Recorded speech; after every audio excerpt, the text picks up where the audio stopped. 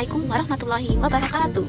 Halo teman-teman semua, perkenalkan nama saya Sabrina Alia Farinda dengan NIM K4523058. Di sini saya akan mengulas hasil penelitian saya mengenai analisis dampak pengaruh limbah rumah tangga terhadap Sungai Kalimati di Sukoharjo. Limbah rumah tangga yang masuk ke Sungai Kalimati terbagi menjadi dua, yaitu limbah padat dan limbah cair.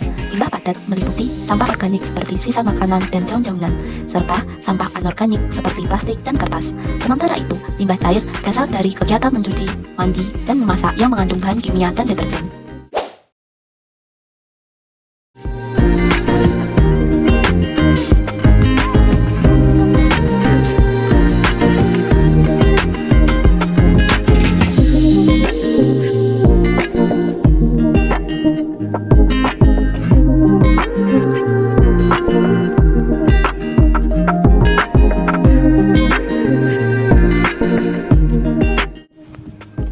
Penelitian terhadap Sungai Kalimati di Sukoharjo dilakukan beberapa pengamatan. Yang pertama, ada pengamatan fisika.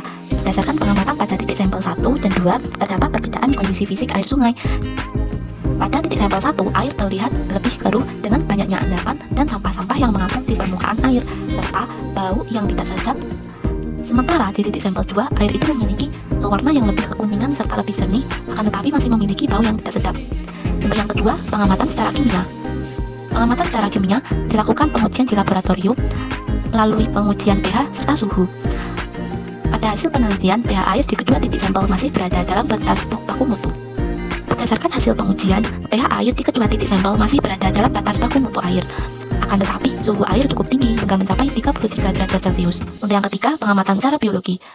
Secara biologi, kemungkinan masih terdapat beragam organisme seperti adanya ikan, amfibi, serangga air, tumbuhan air, serta mikroorganisme.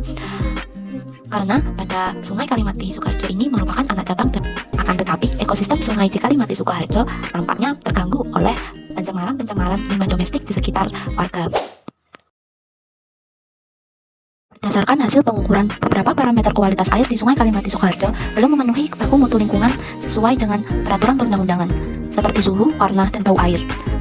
Apabila dibandingkan kualitas air di titik sampel 1 dengan titik sampel 2, mempunyai hasil, yaitu kualitas air di titik 2 cenderung lebih baik daripada titik sampel 1. Hal ini disebabkan oleh kondisi lingkungan di titik sampel 1 yang lebih luas dan aliran airnya yang lebih baik, sehingga dapat mengurangi konsentrasi polutan. Berikut langkah-langkah konservasi lingkungan untuk memperbaiki kondisi Sungai Kalimati di Sukoharjo. Untuk yang pertama, membangun sistem pengolahan air limbah domestik terpusat, yaitu IPAL komunal di sekitar pemukiman warga untuk menangani limbah sebelum dibuang ke sungai. Yang kedua, meningkatkan kesadaran masyarakat melalui edukasi dan kampanye intensif tentang pengelolaan limbah yang baik dan bertanggung jawab. Untuk yang ketiga, menegakkan hukum secara tegas terhadap pelanggaran pembuangan limbah secara sembarangan. Untuk yang terakhir, meningkatkan kualitas dan kapasitas infrastruktur pengelolaan sampah seperti penyediaan tempat pembuangan sampah yang memadai. Untuk yang terakhir, mengenai etika lingkungan. Peningkatan kesadaran dan partisipasi masyarakat dalam pengelolaan limbah rumah tangga merupakan kunci penting untuk pelestarian lingkungan. Kurangnya pemahaman dan kesadaran mengenai dampak limbah terhadap kesehatan dan lingkungan, seharusnya adanya pendidikan dan penyuluhan yang efektif.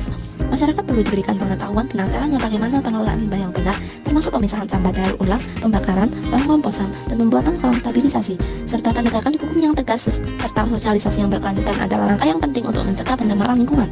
Mengurangi penggunaan produk yang berbahaya serta membuat sanitasi yang baik, meningkatkan fasilitas pembuangan sampah serta juga berkontribusi pada perlindungan lingkungan.